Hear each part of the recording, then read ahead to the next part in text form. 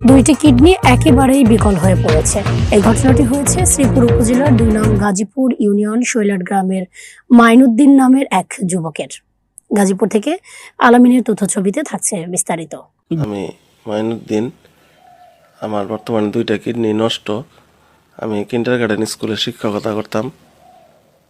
এখন আমি কোনো কাজকর্ম করতে পারি না। দেশবাসীর কাছে দোয়া চাই এবং সহযোগিতা চাই, যাতে আমি আমার কিডনি প্রতিস্থাপন করতে পারি। ছেলের সাথে আমার কিডনির ম্যাচিং আছে।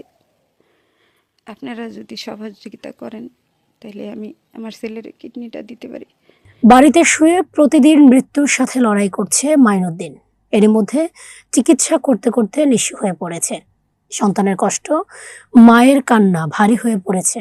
যদিও মায়ের কিডনি সন্তানের সাথে ম্যাচিং হয়, কিন্তু অনেক অর্থের প্রয়োজন। তাই মাইনুদ্দিনের মা দেশবাসীর কাছে এবং সমাজের সুহৃদয়বান ব্যক্তিদের কাছে আন্তরিক আহ্বান জানিয়েছেন মাইনুদ্দিনের মা।